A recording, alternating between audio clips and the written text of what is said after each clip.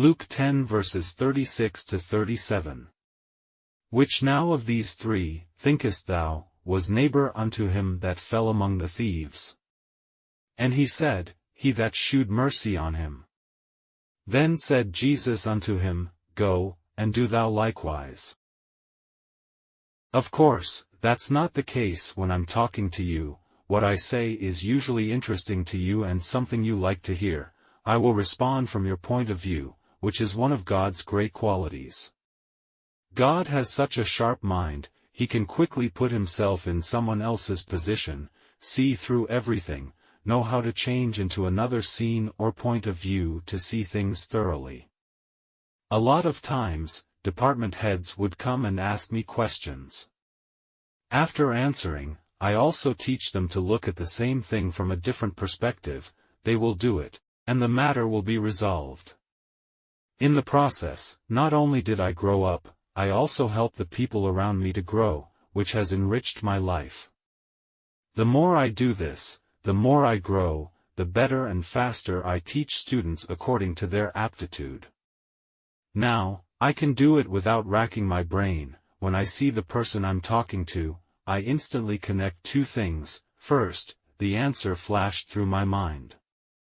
Second, I can share prophetic answers in order. Initially, life can grow like this.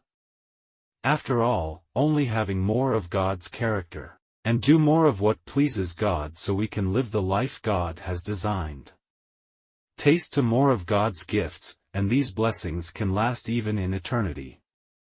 So we get involved and give. Don't worry about gains and losses, focus on how much you give. These are elements of growth. For example, as you listen to what I have to say about teaching Aiden, you must not have imagined that these ways of raising children existed in the world. You feel more deeply that if it is not shared by Pastor Wind, you cannot know it. In fact, before I taught, I didn't think of it that way. It's just how I grew up, but you can grow in the same way. You listen to my Sunday message year after year, knowing that I am growing. No doubt I will, in the process, get rid of all the sins and errors that prevent me from growing or receiving a hundredfold blessing. This allows God's character, gifts, and maturity. Please guide me in making choices to grow without hindrance. To be sure, teaching Aiden was my growth process. Playing with remote control models was another process, and I reached out and led various church departments and dealt with changes in the church system, again as part of the process.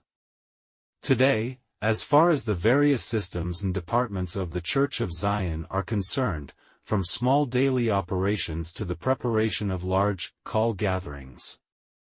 Even the change in the pattern of Zell group gatherings and the present pattern of Sunday gatherings, that is, the playback mode of Zion message sharing, they are all natural products of my growing up. As you can imagine, I can handle all the categories naturally, all can advance and develop simultaneously.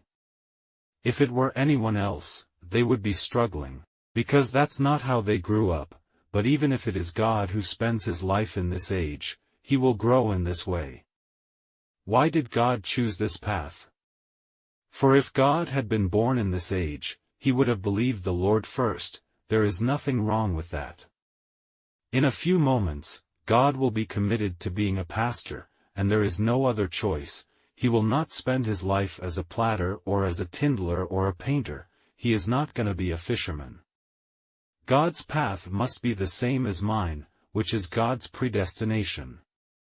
If God had been born in this age, the only path he would have chosen, it must be the path I walk, the message he shares every year, it must be the same as I share because it involves God's plan for the age and the growth of the age.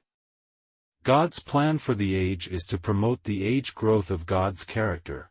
Fundamentally, God gives people born in different times the opportunity to grow, that they might have the character of God. But the thing is, to be fair, God keeps changing what happens in every age.